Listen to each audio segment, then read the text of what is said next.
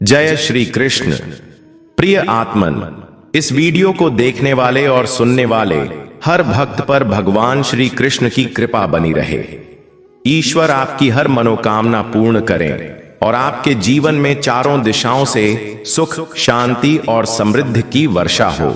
मित्रों, इस दिव्य ज्ञान गंगा में डूबने से पहले आपसे विनम्र निवेदन है कि चैनल को सब्सक्राइब करके हमारा मनोबल बढ़ाएं और इस वीडियो को एक लाइक अवश्य दें।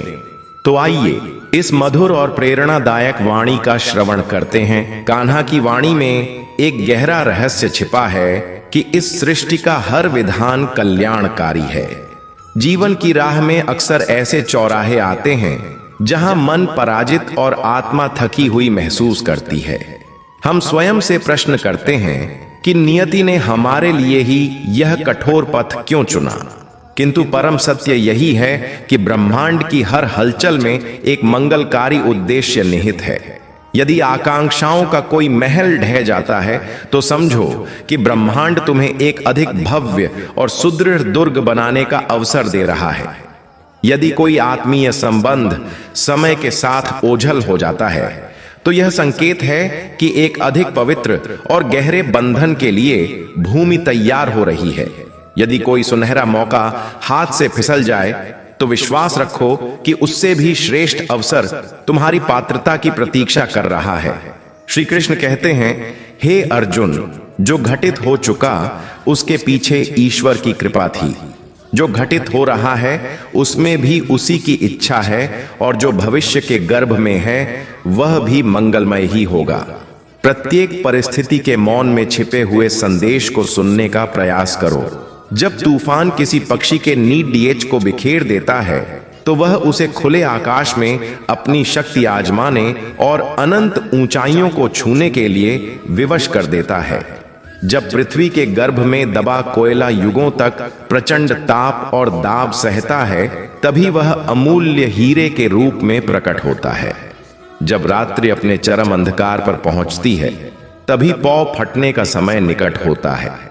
जीवन एक कोरा कैनवास है जो स्वयं ही रंगीन नहीं हो जाता। इसे दिव्यता से भरने के लिए हमें आस्था, करुणा, समर्पण और निस्वार्थ प्रेम के रंगों की आवश्यकता होती है। यह देह और यह संसार तो क्षण भंगुर हैं, किंतु हमारे कर्म समय की शिला पर अमिट छाप छोड़ जाते हैं। हर सूर्योदय एक नई संभावना का द्वार खोलता है। बीता हुआ कल एक गुरु था जिसका पाठ सीखना आवश्यक था। आने वाला भविष्य उस सीख का परिणाम होगा जो निश्चित ही गौरवशाली होगा। इस आस्था के दीपक को कभी बुझने मत देना। व्यर्थ की चिंताएं मन का बोझ बढ़ाती हैं। वे न तो अतीत को बदल सकती हैं और न ही भविष्य को संवार सकती हैं, बल्कि वर्तमान की शांति को भी नष्ट कर देती हैं। हम उन चीजों को खोने से भयभीत रहते हैं जो वास्तव में कभी हमारी थी ही नहीं। जो आत्मा से तुम्हारा है वह ब्रह्मांड की किसी भी शक्ति से तुमसे छीना नहीं जा सकता, और जो तुम्हारा नहीं है वह तुम्हारे लाखों प्रयासों के बाद भी तुम्हारे पास ठहर नहीं पाएगा। कभी ध्यान दिया है, जो अधरों पर मुस्कान का सागर लिए फिरते हैं उनके हृदय में अक्सर पीढ़ा की अनगिनत नदियां बहती हैं। इस जगत में हर आत्मा की अपनी अनुभूति, अपनी वेदना और अपनी यात्रा है। दृष्टि तो सबको मिली है पर दृष्टिकोण हर किसी का अपना है। कोई तुम्हारी मुस्कुराहट में तुम्हारी प्रसन्नता को देखेगा तो कोई उस मुस्कान के पीछे छिपे आंसुओं के समंदर को भी पहचान लेगा। इस जीवन में बोया गया नेकी का एक भी बीज कभी व्यर्थ नहीं जाता। वह भलाई जो तुम निस्वार्थ भाव से किसी के लिए करते हो वह घूम फिरकर किसी न किसी रूप में तुम्हारे जीवन को धन्य करने अवश्य लौटेगी। रिश्तों की इमारत स्वार्थ की रेत पर नहीं बल्कि स्नेह और विश्वास की चट्टान पर खड़ी होती है। जीवन की ठोकरें पीड़ादायक अवश्य होती हैं, किंतु यदि तुम उनसे संभलना सीख गए तो वही ठोकरें तुम्हें पहले से कहीं अधिक दृढ़ बना देंगी। गिर जाना पराजय नहीं है, पराजय तो वह है जब तुम उठने के विचार को ही त्याग दो। मुझे इस बात का संतोष है कि मैं जीवन में ठोकर खाकर अवश्य गिरा, पर अपनी या किसी और की आत्मा की नजरों में कभी नहीं गिरा।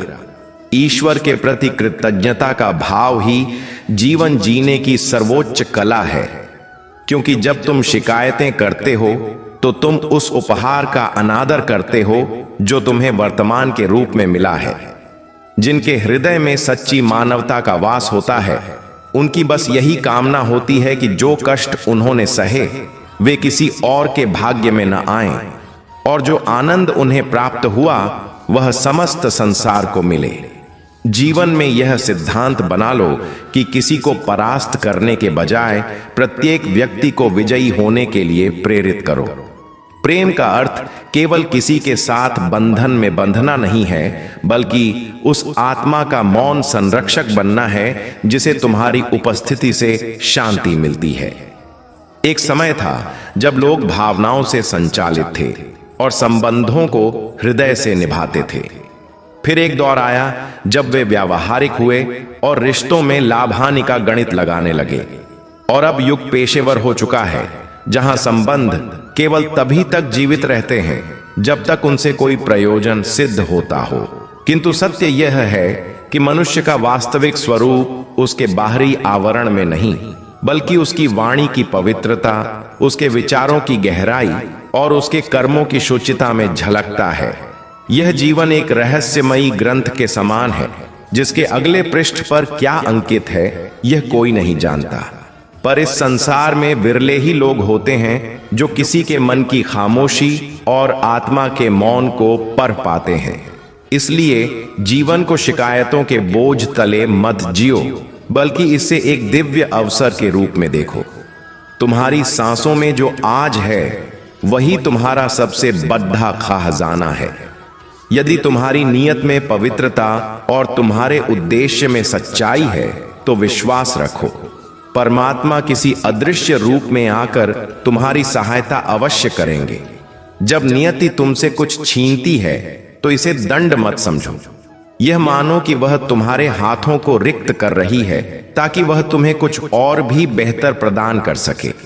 चाहे वह संबंध हो, मार्ग हो या कोई अवसर जो तुमसे दूर चला गया, संभवतः वह तुम्हारे लिए था ही नहीं, किंतु जो तुम्हारी ओर आ रहा है वह निश्चित रूप से तुम्हारे लिए ही बना है। संबंध केवल उन्हीं से रखो जो तुम्हारी आत्मा का सम्मान करें, क्योंकि संख्या बढ़ाने से जीवन में शांति नहीं आती।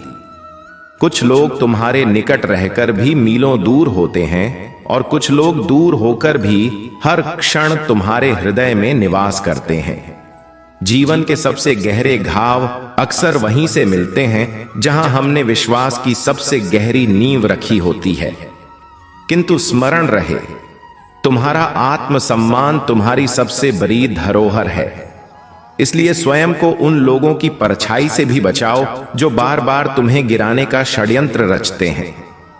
कान्हा कहते हैं, उन बंधनों से स्वयं को मुक्त कर लेना ही श्रेयस्कर है जो तुम्हारे अस्तित्व के मूल्य को नहीं पहचानते। हर किसी को प्रसन्न करने का व्यर्थ प्रयास मत करो, क्योंकि जो तुम्हें सच्चे अर्थों में चाहेगा वह तुम्हें बदलने का नहीं, बल्कि तुम्हें और गहराई से समझने का प्रयास करेगा। सत्य के मार्ग पर धैर्य के साथ चलते रहो और अपनी मंजिल की ओर बढ़ते रहो। परमात्मा के न्याय पर अटूट विश्वास रखो, क्योंकि जो लोग आज तुम्हारी आलोचना कर रहे हैं कल वही तुम्हारी संघर्ष की कहानी से प्रेरणा लेंगे। हर परिस्थिति में शांत चित्त से समाधान की खोज करो, क्योंकि उतावलेपन में लिए गए निर्णय अक्सर पश्चाताप की अग्नि में जलाते हैं। इस जगत में कोई भी प्राणी सर्वगुण संपन्न होकर नहीं आता। कोई तीव्र गति से दौड़ नहीं सकता, कोई अधिक भार नहीं उठा सकता, कोई शारीरिक व्याधि से ग्रस्त है तो कोई बौद्धिक रूप से संघर्ष करता है। किंतु मूल प्रश्न यह नहीं है कि तुम में क्या अभाव है। मूल प्रश्न यह है कि तुम उस अभाव को किस दृष्टि से देखते हो। कुछ लोग अपनी दुर्बलताओं को अपनी यात्रा का अंत मान लेते हैं और निराशा में डूब जाते हैं। वहीं कुछ ऐसे भी होते हैं जो अपने पुरुषार्थ और संकल्प की अग्नि में उन दुर्बलताओं को तपाकर शक्ति में बदल देते हैं। उनका अंतर केवल उनकी सोच में है। जो अपनी कमजोरी के आगे झुक जाता है वह वहीं ठहर जाता है, पर जो अपनी सीमाओं से युद्ध करता है वह उन्हें लांघ कर आगे निकल जाता है। ईश्वर हमें कुछ अपूर्णताओं के साथ पृथ्वी पर भेजता है, किंतु उन अपूर्णताओं को अपनी नियति मान लेना हमारे मन की कायरता है। जो यह समझ जाते हैं कि प्रत्येक ताले के साथ उसकी चाबी भी निर्मित होती है, वे जीवन में कभी पराजित नहीं होते। जैसे प्रचंड आंधियों में भी जड्ढें जमाए वृक्ष अडिग रहते हैं, वैसे ही जो व्यक्ति अपनी आंतरिक शक्ति और धैर्य पर विश्वास करता है वह जीवन के हर तूफान का सामना कर लेता है। विजय अंततः उसी की होती है जो अंतिम श्वास तक संघर्ष करता है। श्री कृष्ण कहते हैं, जिस व्यक्ति के पास ज्ञान का प्रकाश और ईश्वर के प्रति श्रद्धा का भाव नहीं है वह जीवन में परम आनंद और सफलता को कभी प्राप्त नहीं कर सकता, क्योंकि सच्चा ज्ञान केवल ग्रंथों में नहीं जीवन के अनुभवों में छिपा होता है, और सच्ची श्रद्धा केवल मंदिरों की मूर्तियों में नहीं बल्कि निस्वार्थ कर्मों में प्रकट होती है। जब तक मनुष्य अपने जीवन में संतोष को धारण नहीं करेगा वह सदैव एक अपूर्णता और रिक्तता का अनुभव करता रहेगा।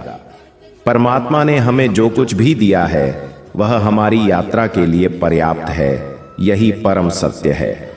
हम अक्सर उस मृग मरीचिका के पीछे भागते रहते हैं जो हमारे पास नहीं है, और इस दौड़ में हम उस खजाने की उपेक्षा कर देते हैं जो हमारे पास पहले से ही मौजूद है। संतोष, सदाचार, स्नेह और सेवा जैसे दिव्य गुण तभी हमारे भीतर अंकुरित होते हैं जब हम सत्संग का आश्रय लेते हैं, सात्विक विचारों को अपनाते हैं और जीवन को एक महान उद्देश्य के साथ जीते हैं। ईश्वर से की गई प्रार्थना का यह अर्थ नहीं कि वह चमत्कार करके हमारी परिस्थितियां बदल देगा। प्रार्थना हमारे चरित्र को रूपांतरित करती है, हमारी सोच को उन्नत करती है, और जब हमारे भीतर का जगत बदलता है तो बाहर की परिस्थितियां स्वयं ही अनुकूल होने लगती हैं। इसलिए केवल हाथ जोड़ने से कुछ नहीं होगा, हृदय को भी झुकाना पड़ेगा। हमारी वाणी में इतनी मिठास होनी चाहिए कि यदि कभी हमें अपने शब्द वापस लेने पड़ी तो वे हमें कटु न लगें। शब्दों से दिया गया घाव शस्त्र के घाव से भी अधिक गहरा होता है। लोग तुम्हारी प्रतिभा और तुम्हारी उपलब्धियों को भूल सकते हैं, किंतु तुमने उनसे किस प्रकार बात की थी यह वे कभी नहीं भूलते। जीवन में स्वाभिमान की एक सीमा रेखा रखना भी आवश्यक है, अन्यथा लोग तुम्हें उन स्थानों पर भी अपमानित करने का प्रयास करेंगे जहां तुम्हारा पूर्ण अधिकार है। भगवान कृष्ण ने कहा है कि जो मनुष्य सुख और दुख में संभाव रखता है और इंद्रियों के आकर्षण से विचलित नहीं होता वही मोक्ष का सच्चा अधिकारी है। जो परिस्थितियां तुम्हारे नियंत्रण से बाहर हैं उन पर चिंता करके अपना अनमोल समय नष्ट करना सबसे बद्धी मूर्खता है। इस संसार में हर किसी को संतुष्ट करने का प्रयास मत करो, क्योंकि यह असंभव है। जब तक तुम स्वयं के मन से हार नहीं जाते तब तक इस ब्रह्मांड की कोई शक्ति तुम्हें पराजित नहीं कर सकती। तुम दुर्बल नहीं हो, तुम्हारा समय प्रतिकूल है और समय का चक्र निरंतर घूमता है। धैर्य रखो, परिस्थितियां भी बदलेंगी, इसलिए बिना थके बिना रुके अपने कर्म पथ पर अग्रसर रहो। इस दुनिया में कोई भी किसी दूसरे के सपनों को साकार करने के लिए नहीं जन्मा है। हर कोई अपनी नियति और अपनी हकीकत को गढ़ने में व्यस्त है। यदि सफलता तुम्हें अभी प्राप्त नहीं हो रही है तो इसका अर्थ यह नहीं कि वह तुम्हारे भाग्य में नहीं है। इसका अर्थ केवल इतना है कि तुम्हारे प्रयासों की दिशा में कुछ परिवर्तन की आवश्यकता है। जीवन में प्रेम और घृणा के मध्य एक संतुलन आवश्यक है। जब ये दोनों ही भाव अनुपस्थित होते हैं तब विवेक का उदय होता है, क्योंकि जब तुम घृणा से भरे होते हो तो तुम्हें कुछ भी अच्छा नहीं दिखता, और जब तुम प्रेम में अंधे होते हो तो तुम बहुत कुछ देखकर भी अनदेखा कर देते हो। जब मैं कहता हूं कि तुम देवत्व का अंश हो तो इसका अर्थ यह नहीं कि तुम पूजे जाने के योग्य हो। इसका अर्थ है कि तुम्हारे भीतर अनंत संभावनाओं का ब्रह्मांड छिपा है।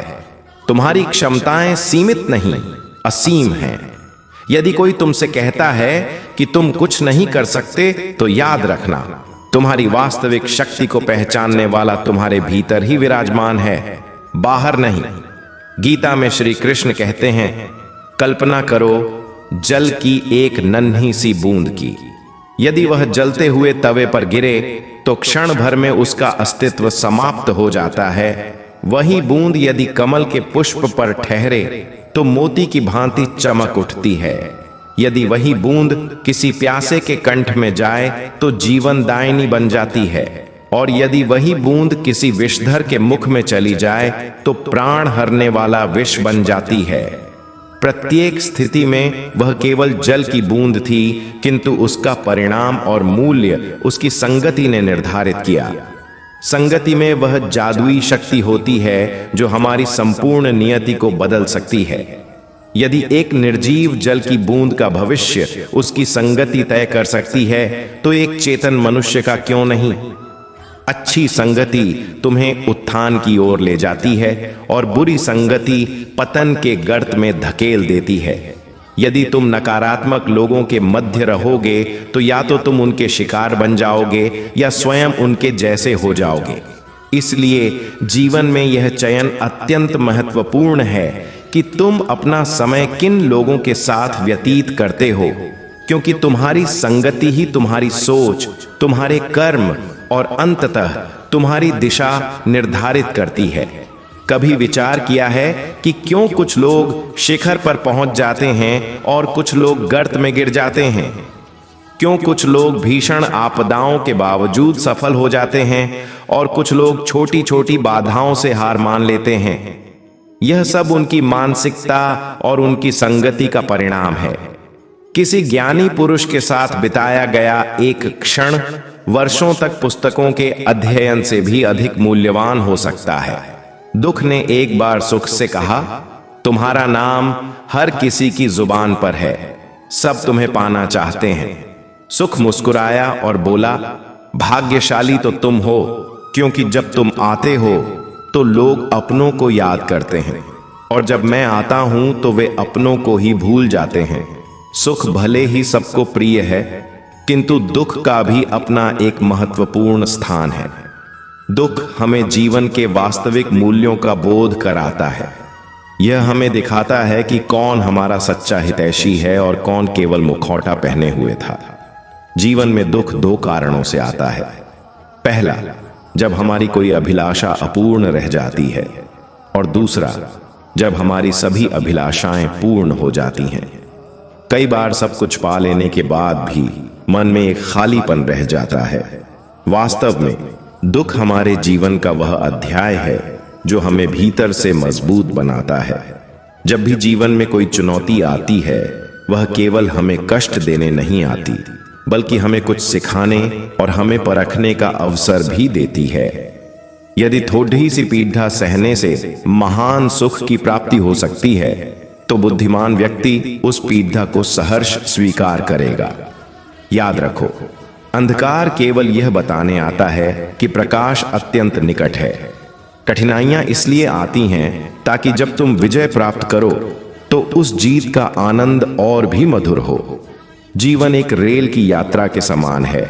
जब तक यह चलती है, यात्री चढ़ते हैं, उतरते हैं, कोई नया सहयात्री बनता है, कोई पुराना बिछड़ जाता है। कभी यह तीव्र गति से दौड़ती है, कभी धीमी हो जाती है, कभी किसी स्टेशन पर ठहरती है तो कभी अनजान पटरियों पर निकल पड़ती है। किंतु एक दिन अंतिम स्टेशन आता है जहां हर किसी को उतरना ही पड़ता है, कोई भी साथ नहीं जाता। यही जीवन का अंतिम सत्य है। कभी सोचा है कि हम इस यात्रा में कर क्या रहे हैं? क्या हम केवल बैठकर दृश्य देख रहे हैं, या हम अपनी मंजिल की ओर सक्रिय रूप से बढ़ भी रहे हैं? एक गधा दोराहे पर खड़ा था। उसके दोनों ओर हरी भरी घास के ढेर थे, किंतु वह यह निर्णय नहीं कर पा रहा था कि कौन सा बेहतर है। वह कभी एक ओर बढ़ता, फिर उसे दूसरी ओर का ढेर अधिक आकर्षक लगता। इसी दुविधा और असमंजस में उसका सारा समय बीत गया और अंततः वह भूख से ही मर गया। 99% लोग उसी गधे की भांति होते हैं। वे केवल सोचते रहते हैं, विश्लेषण करते रहते हैं, किंतु कोई निर्णायक कदम नहीं उठाते। यदि आप यह निश्चय नहीं करेंगे कि आपको किस दिशा में जाना है, तो आप भी इसी भ्रम जाल में अपना संपूर्ण जीवन व्यर्थ कर देंगे। आज ही स्वयं से ईमानदारी से पूछो, क्या तुम केवल सोचने वालों में से हो या कुछ करने वालों में से? कान्हा कहते हैं, हमारा जीवन उस रेत घड़ी के समान है जिसमें जो रेत नीचे गिर चुकी है वह अतीत बन चुकी है, जो ऊपर है वह अज्ञात भविष्य है, किंतु सबसे अधिक महत्वपूर्ण वह संकरा मार्ग है जहां से रेत का एक एक कण गुजर रहा है। वही हमारा जीवंत वर्तमान है। हम अक्सर बीते हुए कल के लिए शोक करते हैं या आने वाले कल की अनिश्चितताओं में डूबे रहते हैं, किंतु क्या हमने कभी सोचा कि हमारे हाथ में जो यह एक पल है, हम उसे किस प्रकार जी रहे हैं? क्या हम इसे आनंद, प्रेम और सृजन से भर रहे हैं या इसे निराशा, क्रोध और पश्चाताप में गंवा रहे हैं? जो लोग कहते हैं अभी नहीं, बाद में करेंगे, वे यह भूल जाते हैं कि वह बाद भी एक अभी के रूप में ही आएगा, और जब तक वे जागेंगे तब तक शायद बहुत देर हो चुकी होगी। हम सदैव यह सोचते हैं कि जब सब कुछ आदर्श हो जाएगा तब हम प्रसन्न होंगे, जब पर्याप्त धन होगा, जब सही समय आएगा, जब परिस्थितियां अनुकूल होंगी, जब कोई हमें समझेगा, तब हम जीवन का आनंद लेंगे। किंतु सत्य यह है कि आनंदित रहने के लिए किसी विशेष परिस्थिति की प्रतीक्षा करने की आवश्यकता नहीं है। खुशी को एक दूर की मंजिल समझने के बजाय उसे अपनी यात्रा का अभिन्न अंग बनाइए। प्रिय मित्रों, इस वीडियो को अंत तक देखने और इन विचारों को आत्मसात करने के लिए आपका बहुत बहुत धन्यवाद। आज श्री कृष्ण की कौन सी सीख आप अपने जीवन में उतारने का संकल्प लेते हैं, हमें कमेंट में जरूर बताएं।